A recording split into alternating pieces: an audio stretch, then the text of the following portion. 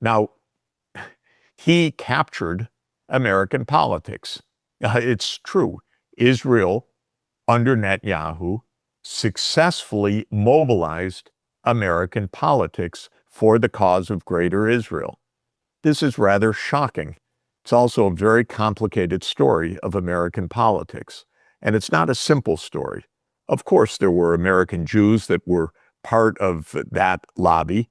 There was the direct engagement of Israel in American politics relentlessly.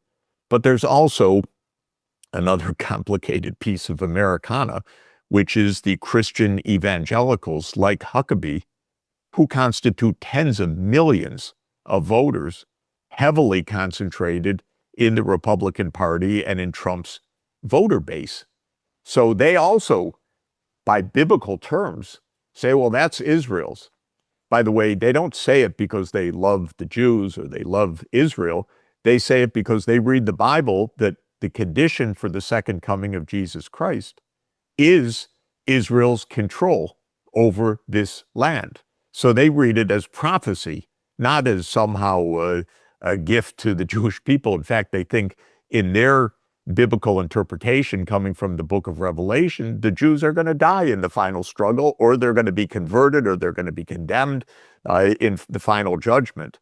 It's all very, very weird. But from 1996 onward, the American government has basically backed the Greater Israel Project. And it has gone to war constantly to fight Israel's claim to overturn governments that were supporting Palestinian rights. And Iraq is a classic case. The 2003 U.S. war on Saddam Hussein to overthrow the Iraqi government was completely pretextual.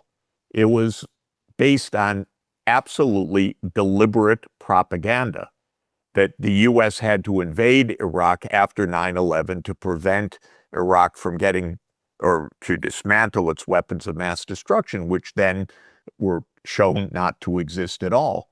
And they said, oh, so sorry, we thought they existed. No, they knew they didn't exist. This was a Netanyahu neoconservative plan to overthrow a government that was supporting the Palestinian cause on a pretext, on a lie, a war on utter lies.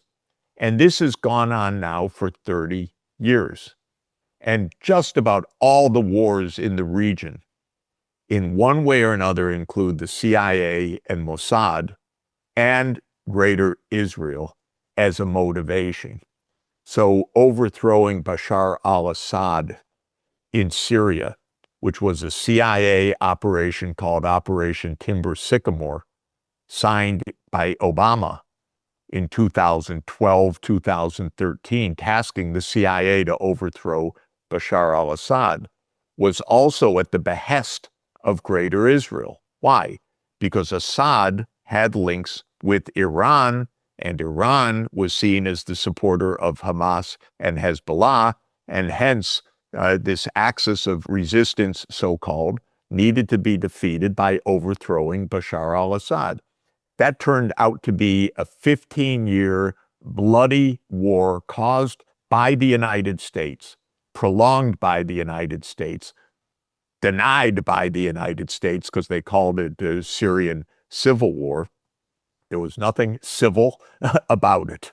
This was a war by the CIA and Mossad to create a government that would not back the Palestinian people. Well, the long and the short of it is that since 1996, Iran has been the prime target for Greater Israel proponents.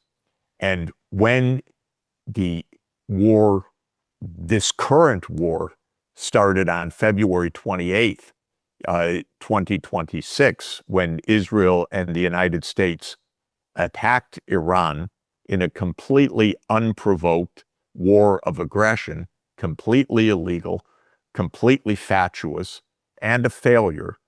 When they did that, Netanyahu tweeted, "This is my dream of 40 years." And I read that and I was taken aback because I had always said it was his dream of 30 years because I didn't know what his dream was for the 10 years before he became prime minister. But this is his dream of 40 years. Well, my point has been, Netanyahu, go home, take your own dream away from the United States. And to the United States, Greater Israel is not an American project. It's not in America's interest. It's not according to morality. It is not according to theology. It is not according to international law. It's disgusting. It's perpetual war. And why the United States backs this is a disgrace.